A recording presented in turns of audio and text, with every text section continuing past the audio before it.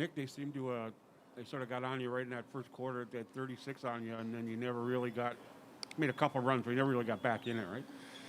Yeah, I mean, I think probably got on us in the first 4 or 5 minutes, Doug. I mean, I think from the rest of the way we played it pretty even.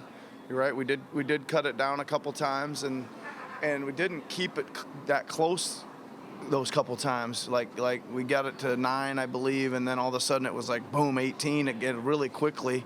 So it wasn't a lot of back and forth at 9, 10, 11 most of the times when we cut it back to there.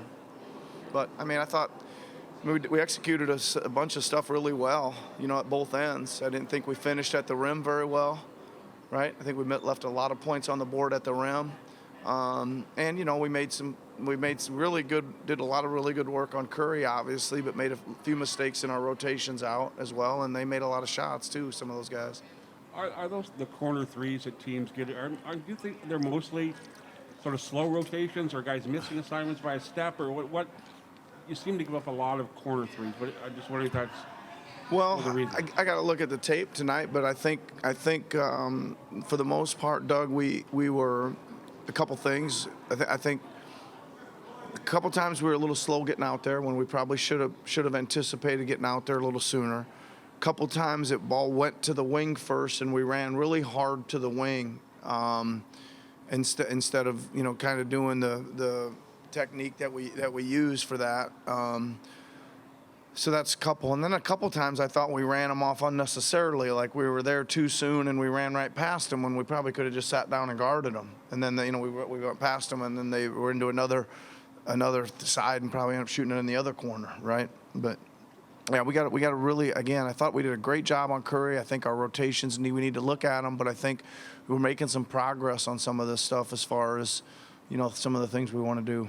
If a guy is closing out to the wing and the corner, do you want him to kind of split the difference and then make a decision, or what, without giving away strategy? No, it's okay. I mean, I think that there's a little more than that plays into it, Doug. I think when you're really experienced, you kind of can even decide who you'd rather have shoot it, right? So depending on which guy it is, where, right? So sometimes you'll rotate hard to one guy and not to another, and take your chances based on who that is and percentages. And then a lot of times you're trying to, what they call stunt up to the wing, and then retreat back to the corner to try to break the rhythm of that pass or the rhythm of that shot. If you stunt and you recover back to the corner, then the wing guy ends up shooting it, and hopefully you take his rhythm out, or by then somebody else is coming, to give him some kind of contest.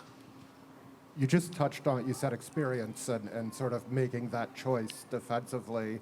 How important is that in the way you guys want to play with all that contesting and the contesting being the same, not the same all around? Yeah, I mean, I don't want to sit here and say that's an excuse, the experience, but the reps need to be there, right? They need to get the feel of how fast the ball's moving out of some of those double teams, and I already said the word, but anticipating kind of where it's going, because there is you can kind of anticipate that sometimes, and if you're a half count earlier when you take off leaving the lane, you're going to be there a half second sooner, and that's usually the difference, right? It's usually that little bit of anticipation and decision making. And Scotty, he was in foul trouble early, Yep. but he seemed pretty flat in the first half, and then did a bit of everything. He got in the second half. What did you think of his game, and also how? You summed it up there. I agree with you. I think he was a little flat to start, right? But he hung in there. It's important he didn't, kind of let that ride all the way through the whole game. And I thought again he got aggressive. He took a couple shots. He started going to the rim. I can only say so many times that's more of what we want him to look like is catching and shooting those, because they're there in rhythm, and if he's got chances to crack a lane and get down there and be big and at the rim, do it. I know you want to get him as many minutes as possible, but how cognizant are you of the minutes total just adding up and piling up for a player who played about 600 last year? Well, he's going to play a lot more than that. He's going to play he's going to play a lot of minutes, Eric. I'm not.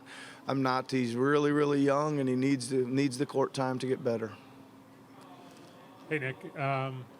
I mean, you touched on this, but I think they shot 22 of 45 from three. Curry was 1 of 6.